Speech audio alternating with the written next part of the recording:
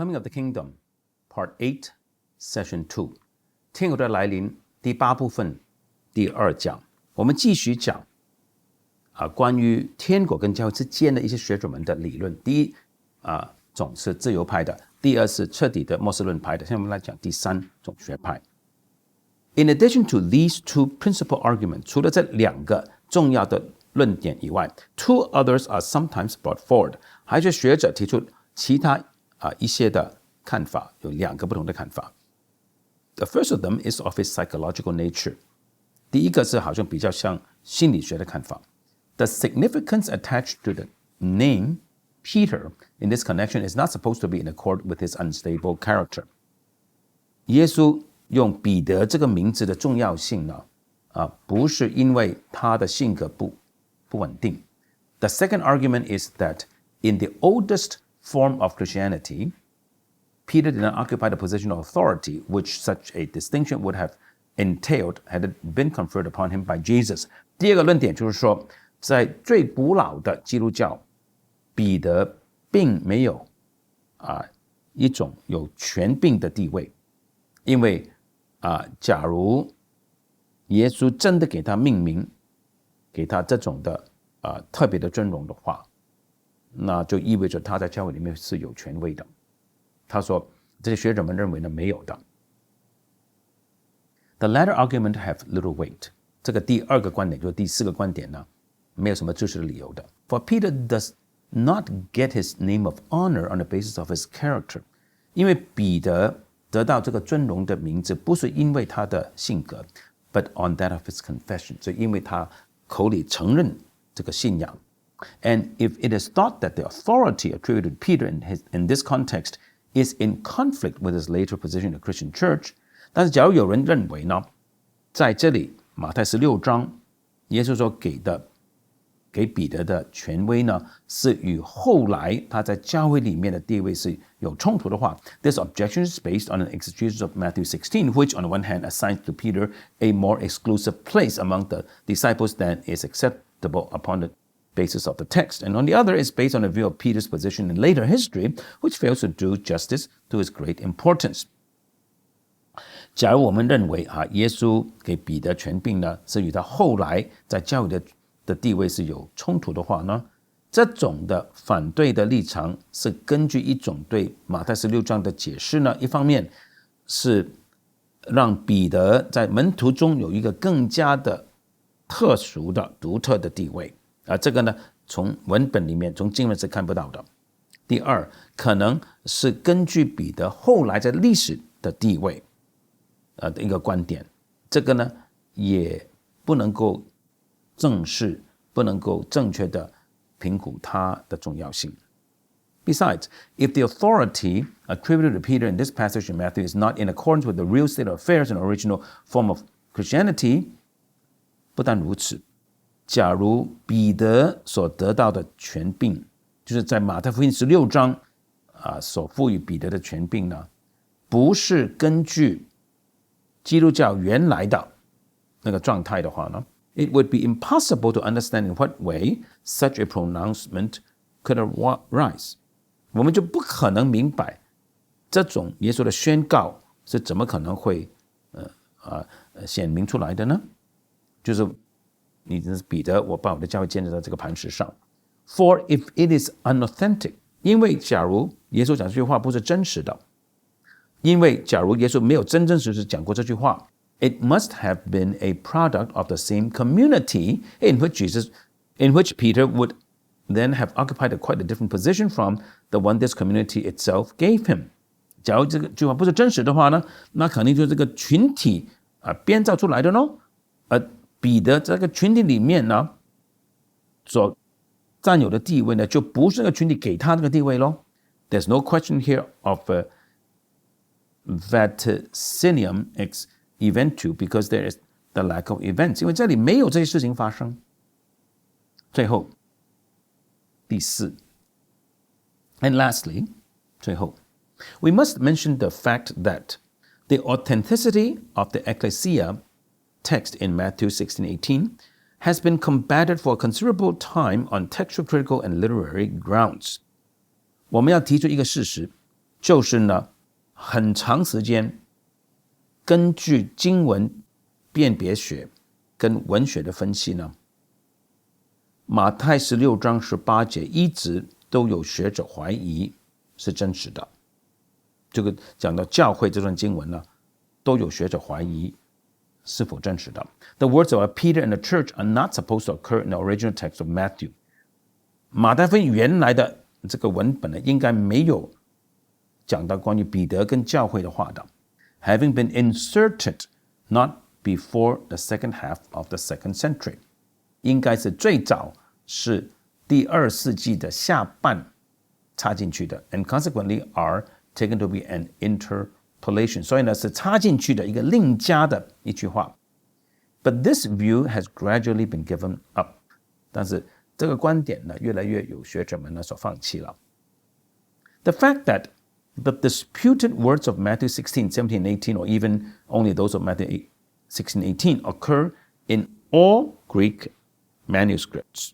事实就是学者们所怀疑的马太16章17、18节或只是18节，在所有希腊文的文件上都有 and in all old translations 在所有古老的翻译的版本都有 plus the fact of the strongly Semitic coloring of this paragraph in the gospel 还有福音书里面这段经文呢有很强的犹太语言的味道make it impossible to assume on good grounds that these words do not belong to the original tradition of Matthew 就让我们不可能有好的理由假设这些字这几句话不是在马太福音原来的传统里面就有的 It may therefore be said that 因此我们可以这样说 that the theory of interpolation defended on textual critical grounds has been exploded 我们可以说根据经文辨别学认为马太16章17、18节是插进去的这个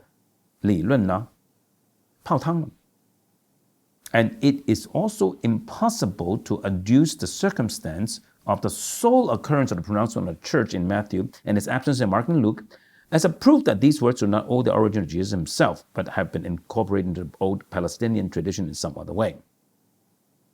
另外一个不可能的论点，就是提出另外一个另加的一个的证据，说讲到教会的这些的话，只有在马太福音出现，马可路加福音没有出现，这个就证明了这些话不是耶稣所讲的，是后来不论用什么方法呢，在古老的巴勒斯坦传统里面插进去的。For in other cases, critics do not call a tradition unauthentic simply because it occurs exclusively in one of the three synoptics. 因为在其他的经文呢，批判学派的圣经学者们呢，并没有说，因为一段经文只有在三福音里面的其中一个、两个出现，所以呢就不是真实的。学者们不是每次都这样做的。So we may conclude that of late， 所以我们可以这样做出这样的结论，在近年来，最近这几年来呢。The verdict of the unauthenticity of the pronouncements ecclesia rests only upon considerations derived from the content of the pronouncements as such and can be reduced to two chief arguments. 那么学者们对耶稣讲过的关于教会的话是否真实呢？那要看从这些话语本身的内容来看，约化为两个重要的论点。A 第一个论点。The idea of an ecclesia is foreign to the whole of the other contents of Jesus' preaching. 第一个论点就是教会这个概念呢，对于耶稣基督所宣讲的其他的内容，整体来说是局外的，就是教会不在耶稣所讲所有的内容的范围之内。第二 B，This idea is in conflict with the eschatological character of the gospel.教会这个概念是与福音的末世论性质是相矛盾的，这两个论点。Meantime, this minimizing of the idea of an ecclesia in Jesus' teaching has for some time past provoked a rather sharp reaction, leading to a new consensus. 与此同时，学者们呢把教会的重要性缩到最小。但是与此同时呢，这个就激发起一个非常严峻的一个反动，带来一个学者们新的一个的共识。But this time of a positive nature， 这次呢是正面的来看教会的概念了。It is not restricted to the defense of the authenticity of Matthew 16:18。这种的正面的共识呢，并不仅仅是维护着马太16章18节的真实性 ，but concerns itself with demonstrating that the general idea lying at the base of this passage forms an integral part of Jesus' preaching of the kingdom of heaven。学者们想要证明，在整段经文根基上的概念呢，是耶稣基督所讲的天国的信息的不可或缺的一部分。This is closely connected with the acknowledgement on the part of the majority, in contrast to the exclusive eschatological conception, that Jesus saw in his own mission and activity the presence of the kingdom。这个与另外一件事情有关，这个也是学者们所承认的。大部分学者们承认只有那些彻底末世论派呢不承认。大部分学者承认呢，耶稣在看到在他自己的使命、自己的作为里面，耶稣看到天国的存在，天国的来到。This of itself gave a clearer foundation to the idea of the church as the Messiah's people already manifesting itself in the present。这个就更加的很清楚的作为一个的根基表达出教会就是弥赛亚的子民，现在自我彰显了。Cotton Bush's expositions in particular have had a great influence。特别有影响力的一位学者呢，他的名字是 Cotton Bush。K-A-T-T-E-N-B-U-S-C-H。Cotton Bush has strongly pleaded the cause of the authenticity of the ecclesia pronouncements in Matthew 16。Cotton Bush 特别强烈的支持马太福音16章耶稣讲的关于教会的话是真实的。And has sought the origin of the idea of the church in Jesus' preaching based upon his self-consciousness of being the Son of Man spoken of in Daniel 7。那在耶稣的教导里面，这个教会的概念的起源呢，就是因为耶稣很清楚的意识到，他就是但以理书第7章所讲的人子。According to Cotton Bush, this figure in Jesus' self-revelation not only has the meaning of an individual person with whom Jesus identified himself。根据 Cotton Bush， 在耶稣的自我启示里面，这个的人物呢，不仅仅是一个人，耶稣就认同他就是那个人 ，but also represents the people of the saints of the Most High。人子呢，也代表着至高者的那些的圣徒 ，mentioned in the same chapter of Daniel， 也是在但以理书第7章提到的。This is why Jesus not only lived in this consciousness himself， 所以呢，耶稣不单单他自己有这种的自我意识 ，but have tried to realize this idea of the people among the followers。他也尝试在他的门徒里面呢，来实现这个子民一群子民的概念。And this is the origin of the idea of the church。这个就是教会的概念的起源了。Cotton Bush's view of the relation between the basileia and God's people is that the basileia is given to God's people, just as in Daniel 7, the Son of Man is given dominion。Cotton Bush 的观点就是关于天国跟上帝子民之间的关系的观点是 ，basileia 上帝的国度是赐给上帝的子民的。就正如在但以理第7章呢，上帝把权柄赐给人子。The basileia consists above all else in love, that is in service, self-sacrifice, just as the Son of Man came into the world primarily to serve。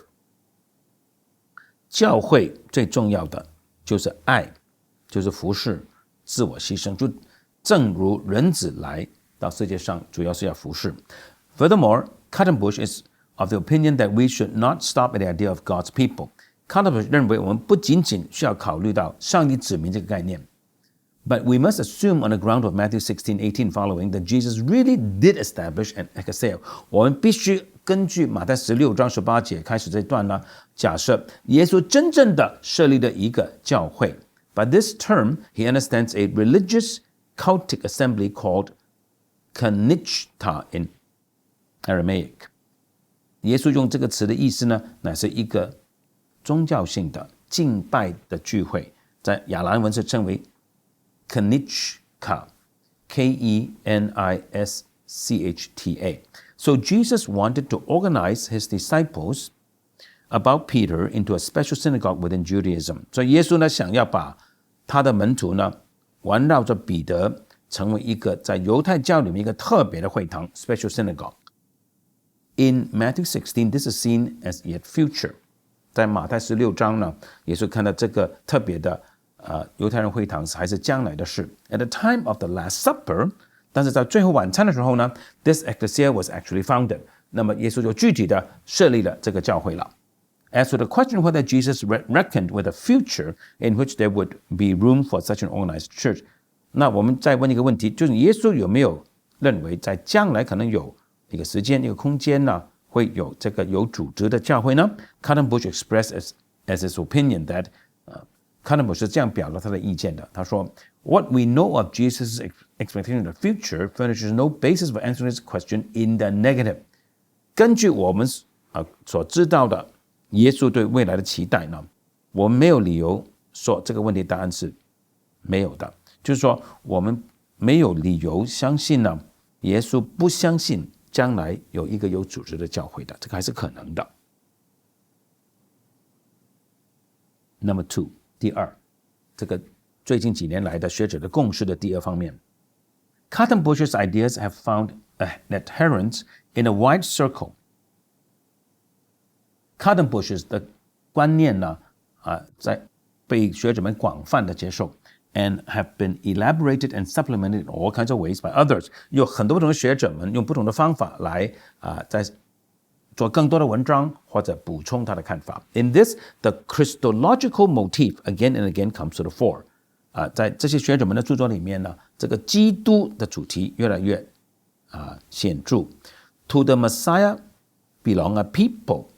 有弥赛亚，就有属于他的弥赛亚的子民。The church is not merely sociological phenomenon。教会不单单是一个社会的群体，一个现象 ，originating from the will of man， 就是从人的意志而产生的。But it's the necessary revelation of the messianic people。教会就是弥赛亚的子民必然的自我彰显。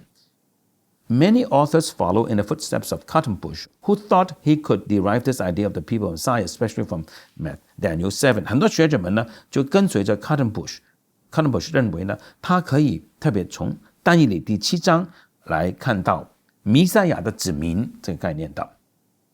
But by its side, a broader foundation for the idea of God's people is sought. 但是呢，学者们也愿意用更广的方法来找出上帝的子民这个概念的根基。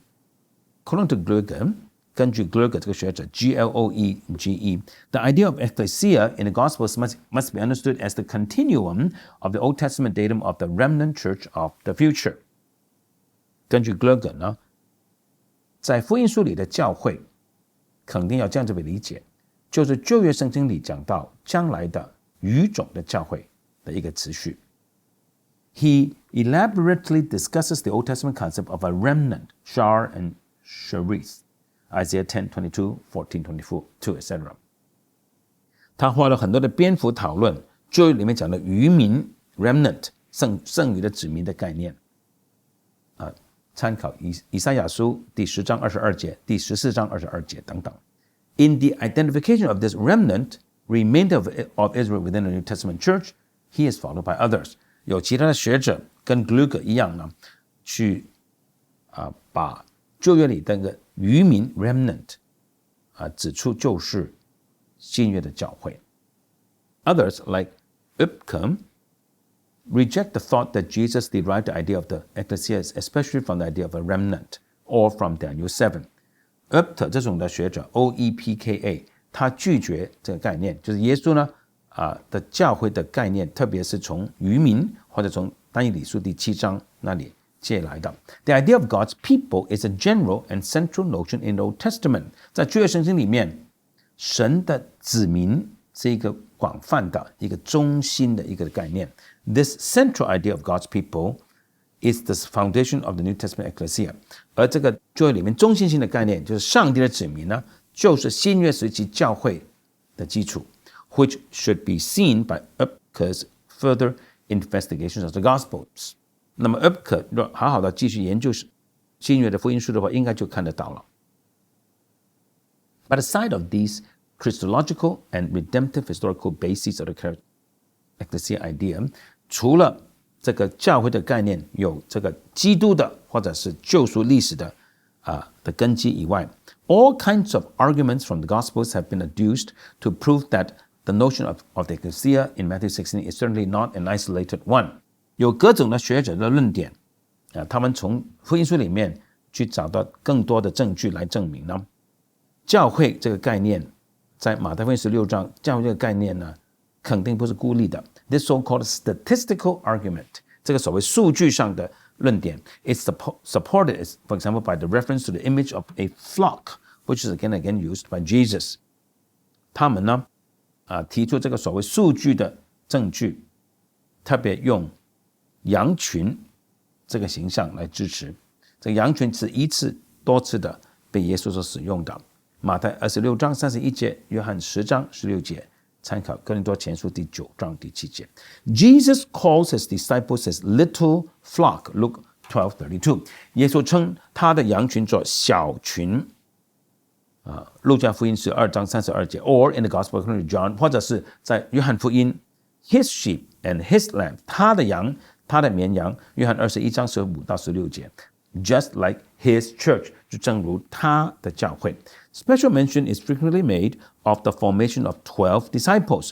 学者们常常提到12个门徒成型。 The representatives of the true Israel， 就是真以色列民代表。 The nucleus or germ cell of the ecclesia， 就是教会的最核心的种子。 And finally, with reference to Matthew 16:18， 最后关于马太福音第16章第18节 ，the works of K.L. Schmidt in particular deserve mention。 我们特别要提到 K.L. Schmidt 的贡献。下面呢，我们会继续从 Schmidt 的看法继续讲完这段第35段。